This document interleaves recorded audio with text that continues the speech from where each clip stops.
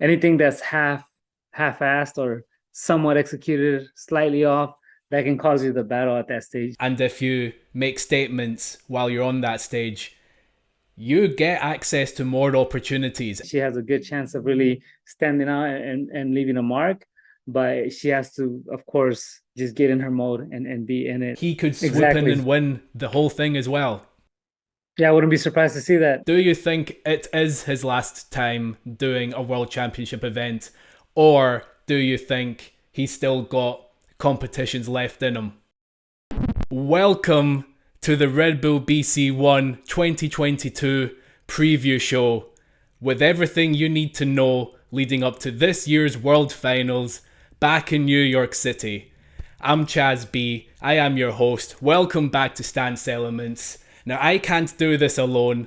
It was only right that I bring someone on with me, preferably someone that has experience on the Red Bull BC1 stage, and even better, someone that's won the event before. So I've got the homie Roxrite with me, who won the event in 2011, representing Renegade Rockers in the BC1 All-Stars. What's up, bro? What's going on, man? Thanks for having me. It's great to be here and glad to be a part of this. And yeah, damn, it's been 11 years. Whoa, time It was flies. that long. Yeah, feels like What do you yesterday. remember from that year? I mean, that year I was just prepped up. I think I felt as ready as I could be for a one-on-one. I really trained outside of breaking as well, and I just got to the point where I felt super comfortable with my movements. I was very aware of what I had, and going on that stage, I felt that I needed to take the moments and just be me 110%, and really just try to be different than everybody on the stage or do little things that stood out more, like go first, right? Everybody was so hesitant to go in first, and I believe the battle before me, they waited almost a minute and a half to go out. So for me, I was already on the floor. So when we pounded hands, I stayed on the floor, and it set the message for the whole night that I was there to win. Like psychologically, that gives you an advantage and also sets the mood for what you're about to do for the rest of the night. And it played a big role in my victory. And for me, it was just something amazing. And the event itself is just that one thing that you will need to experience as a b-boy. It's a super high level event. The atmosphere, the energy, the whole thing is when you watch. I always compare it to sporting events because it's very well presented. Imagine watching a boxing match for a heavyweight title, and the energy in the room, and people want to see certain people win. It's that type of atmosphere, but for breaking, and you're the artist. You're the one that's there to fight for the title. So it's just amazing. The energy, everything about it. For me, every experience I had there was something different. It seems like an event that's unlike any other. So, what makes the Red Bull BC1 such a unique experience, not only for the audience, but for those that compete at the event as well? What makes it an experience for them, I think, is just everything around it. You're there for a week. It's almost like Super Bowl week. Super Bowl week is the week where all the media comes around, they interview you, so they're getting highlighted as artists. So one, it almost gives you confidence, and I feel people tend to either shy away from it, or some people are like, oh, this is different. And then aside from that, I mean, once you get into the event itself, it's just everybody's there to see you try and win a world title, and the energy, the people, the music, everything that's around, the lighting, the whole stage setup is just something very special. And because they keep it in an arena format where everybody sits around you and looks around you, you can see everybody. It just, I don't know, the vibe, you feel like you're in a circle, but it's a stage, of course, but it gives it a different energy. And definitely, yeah, it's just those moments of rarity in the scene, right? We're so used to having events on an open stage where you have the crowd in front of you and then the DJ behind you, and here everybody's around you 360. So it creates a different type of energy and atmosphere for something like that. I can only say that you just have to make it there to fully take in Definitely. exactly what you've said there. But even for the competitors as well, there's a lot more pressure on them. And I think it is because of the reputation of the event and the the prestige of it as well. It isn't just your regular jam. It's very much a different experience, even for the competitors as well. You mentioned some of the tactics that you Yeah. used when you won in 2011. Are the tactics to battle and win at a Red Bull BC1 any different from tactics that you would usually use in a battle, or are there other things to consider? There's a lot of things to consider. I use those because I felt that with the way that I approach the dance, I have to stand out a little bit more than just the moves. My moves are more technical, more detailed, so they're not for the average eye. They're more for the people that study the dance and know the dance to understand what I do more. But in that environment, I think the valuable part is that you just know your movement 110%. You know exactly what you're doing, the moves you know how to do. You're committed to everything that you're doing in the battle. You gotta show conviction in your movement. You gotta commit to the moves that you're doing.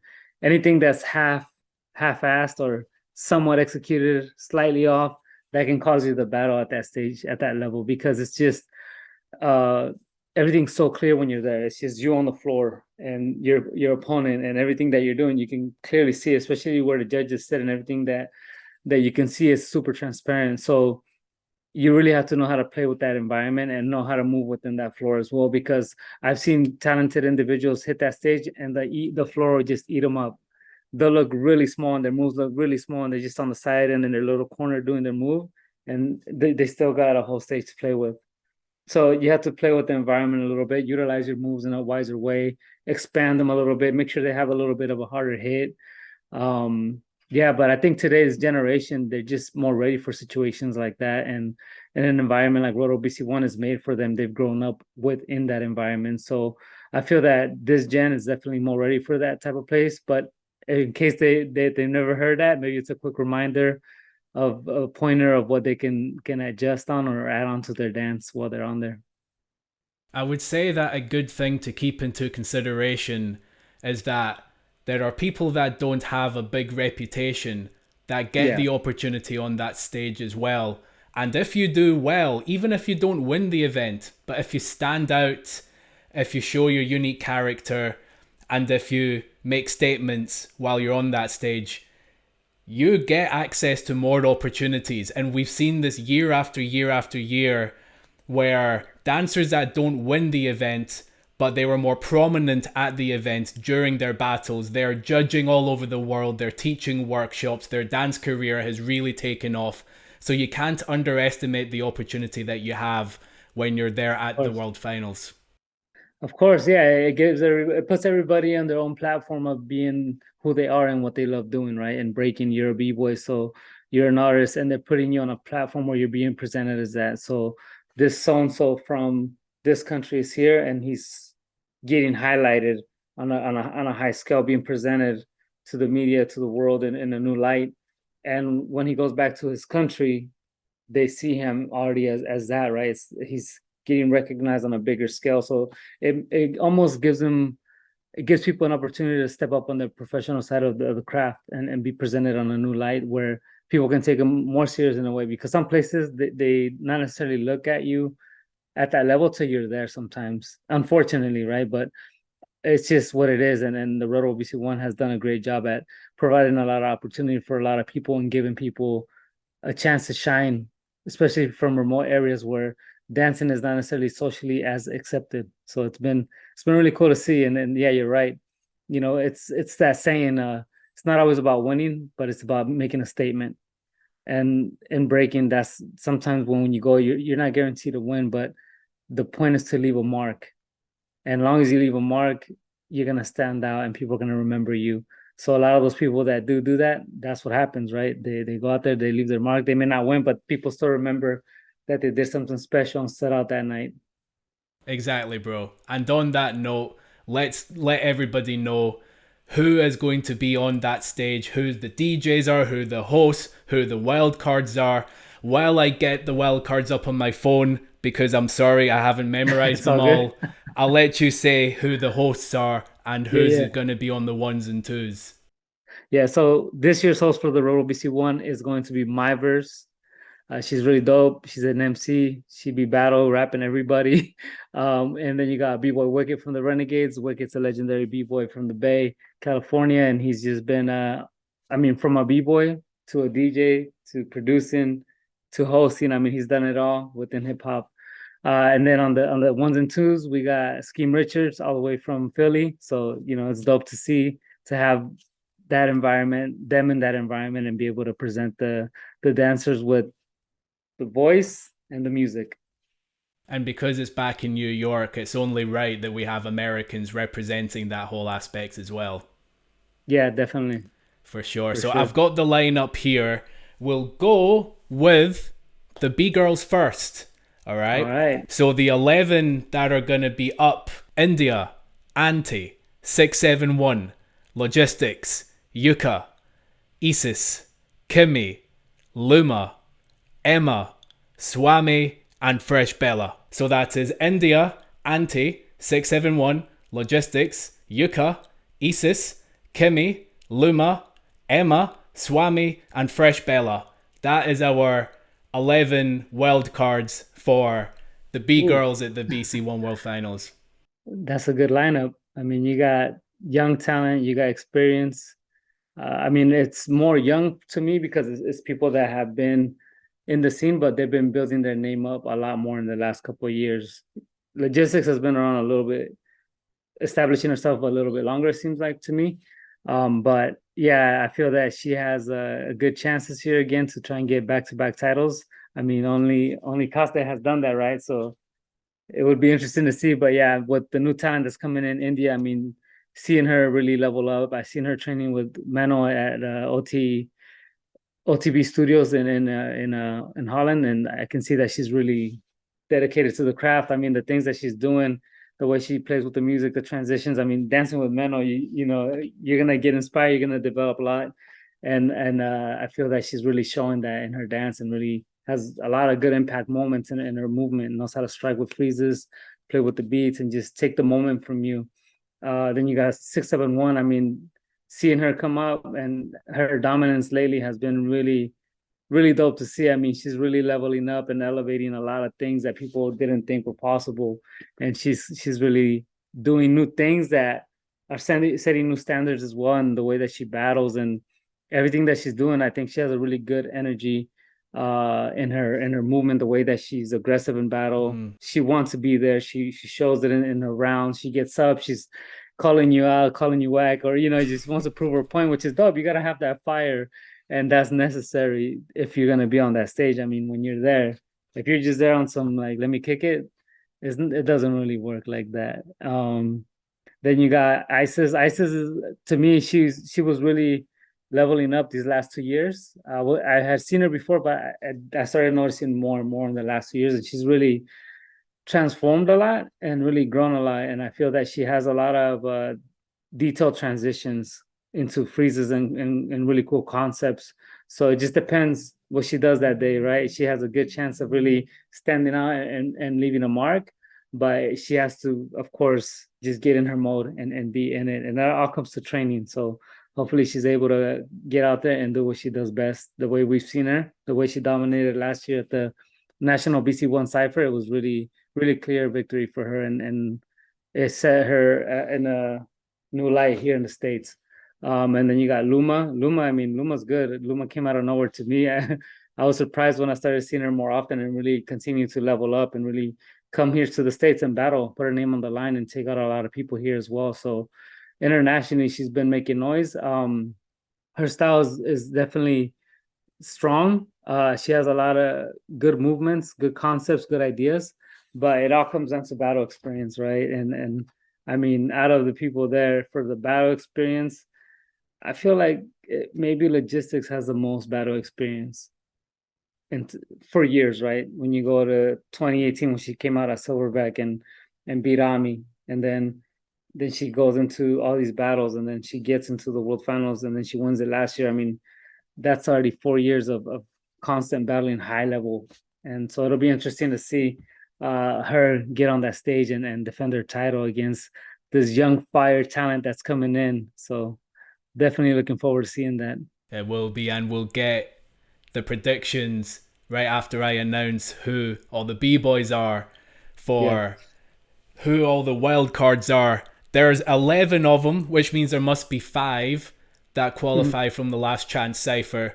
That list is far too long, so we're only going to do the world finals list. So we've got Wild Child, Lee, Amir, Alvin, Quake, Hong Ten, X Rain, Yuki, Victor, Marlon and Lorenzo.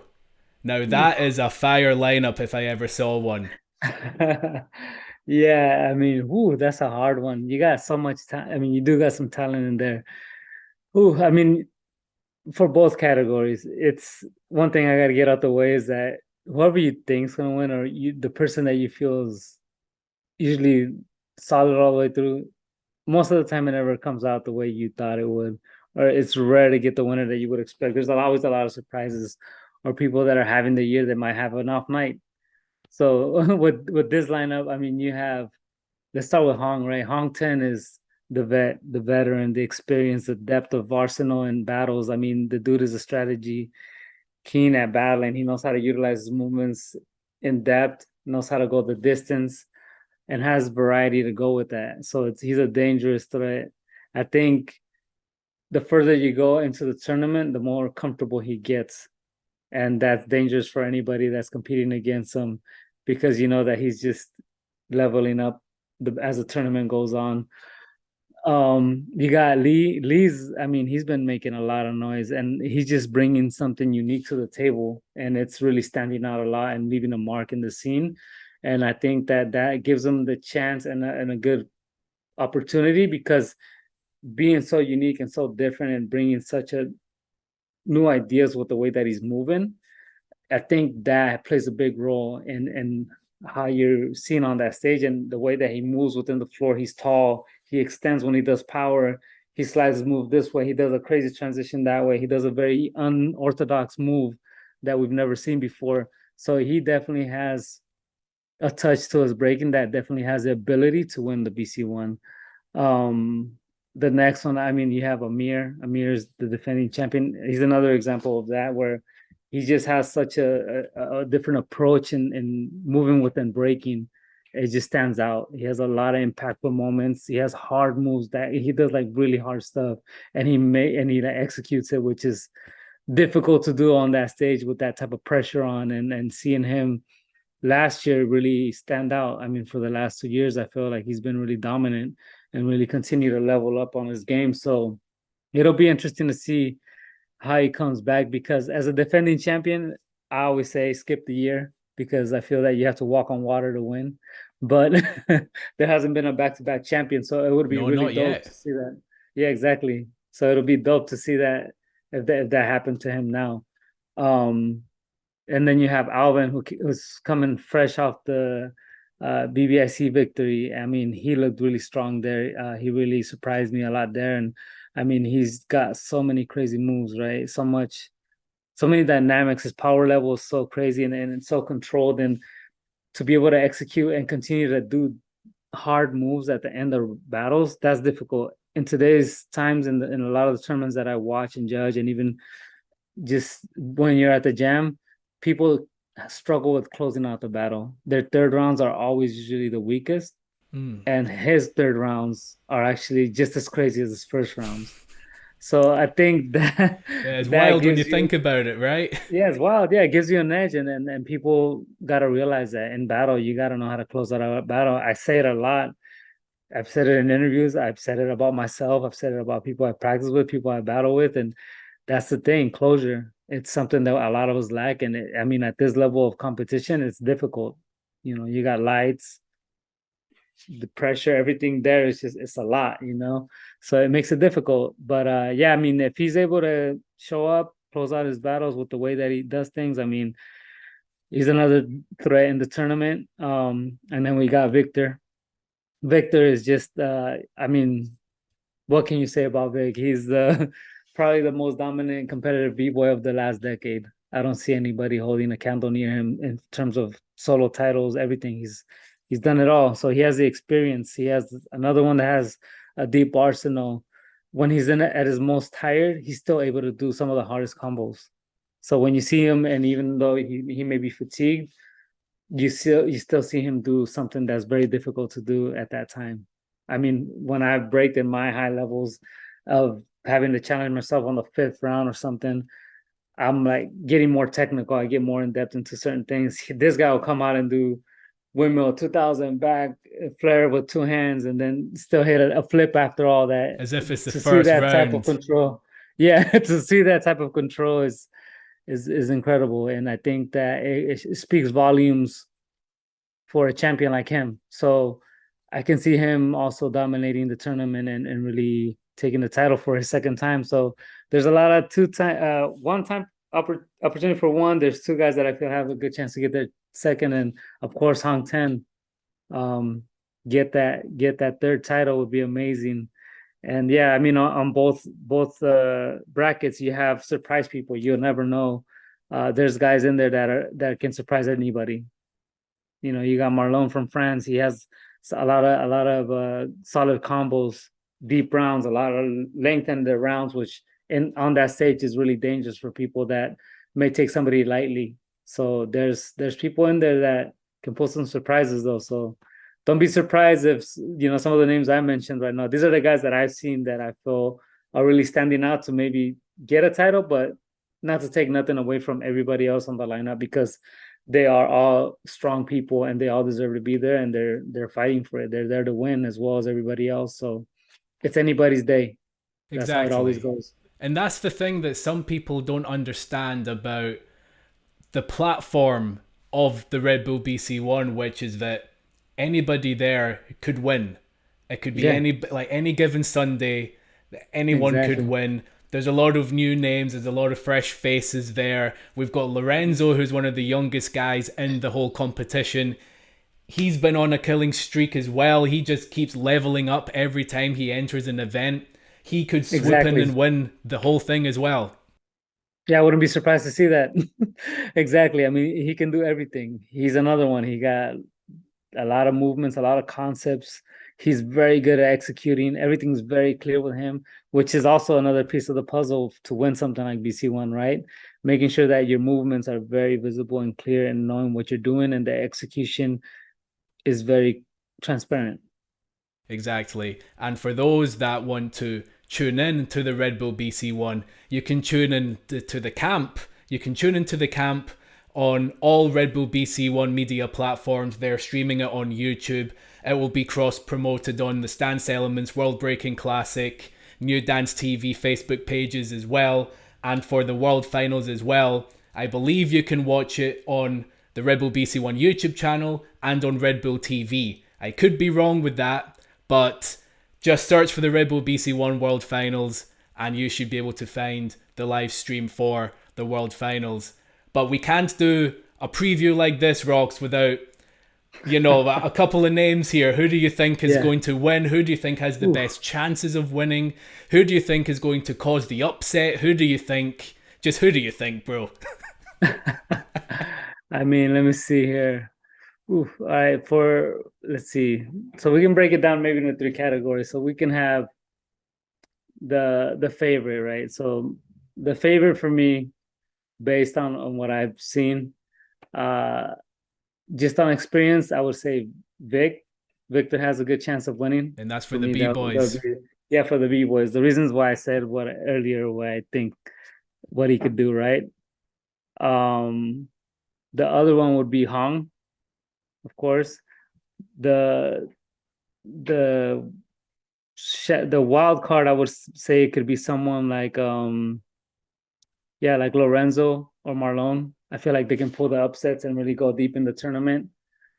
Um, and the B girls, I mean, for the winner right now, just based on what I've seen, again, just keeping up with the tournaments and watching the battles, 671 has been on a tear, and it's hard to stop somebody like that when they got that much momentum going into something like this. So I can see her winning. But then you also have logistics, who's also very strong still, and she hasn't been seen as much, which sometimes that plays in your benefit because right now she's been training, so we still get to see what she brings to the table this year. And it's dope because she hasn't been competing on those big tournaments as much, so you don't get to see her as much. So that helps. So that's Yeah. another one. But is that also a Um, problem? Sorry to interrupt. Is that also a problem when people that you'd see less often on a stage like that? Is there the case for ring rust? I mean, I know it's a no, boxing term, but yeah, there is, but I think when you do it with the purpose, it's different. It's not like she hasn't been training, right? So when somebody's practicing and developing, they got hunger and they got fire to fight for. So you never know. That's the thing.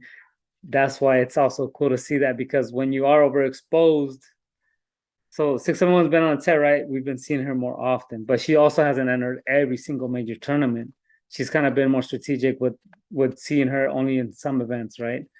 And with logistics, she hasn't really been as active on that forefront, but she still gets down. She's still at jam. She's still doing her thing, just not on the competitive side. So she's developing. And if you haven't seen that as much, sometimes that has a big impact on those that are seeing them, you know. So it's we'll see. I mean, I think for sure. I mean, for me, from what I've seen, like I said, 671 seems to be on a tear right now, and it just, like I said, she has a lot of momentum on her side. Um, the surprise. I mean, there's. I feel like they're all just so on it. Um, I mean, I think. Let me see who's the other. India. I think India would be somebody to see, and I feel since she's been so consistent as well. She's been up there with 671. I feel like they've been meeting in a lot of battles. I feel that she has a chance to surprise a lot of people and really bring something out of them, especially if she's battling some of those more established names. I think that she's really gonna come out and really leave a mark. So I think for me, those three really stand out. And of course, anybody can win, but I would say those three right now are And my guys, picks. for anybody watching, leave your comments and let us know who you think will win, even if you think it's someone from the Last Chance Cypher that will qualify and Yeah, win you the still World have that. Finals. Yeah, the last Let chance us cipher is know. like another world finals. So we forget there's a lot of talent there too. So let's see who it is. Exactly. And Rox, just the last thing I'll ask you, just very quickly. Apparently, this is going to be Hong Ten's last run at a World Championship event, at a solo Mhm. World Championship event. Do you think it is his last time doing a World Championship event, or do you think he's still got competitions left in him? I mean, Hong got a lot of competitions left in him still. I think it's his last Royal BC one attempt, if I understand correctly, or from the sounds of it. I haven't asked him, but from the sounds of it, it sounds like it's the last Royal BC one that he's going to do. And I mean, it would be dope to see him go on top as well. And like I said earlier, he has the depth, the arsenal to really take it that far and really get that title. So we'll see. For sure, for sure. Well, that covers our preview for the Red Bull BC One World Finals in New York City. Rox, it's been such a pleasure to have you here, man. Any last words? Anything that you want to share? Tell people about where they can watch your content as well, and all Oh the other yeah, podcasts and things that you are involved with as well. yeah. Tune into my channel, Roxrite, on YouTube, on Instagram, Roxrite95. My website, roxriterepresents.com. You can actually just get everything there. The podcast, all my new video content, everything's all available there. And I just want to say to everybody that's going to be watching, just enjoy the show. The competitors, I wish you all luck. Go out there, have fun, do your best, represent you, and just enjoy the moment.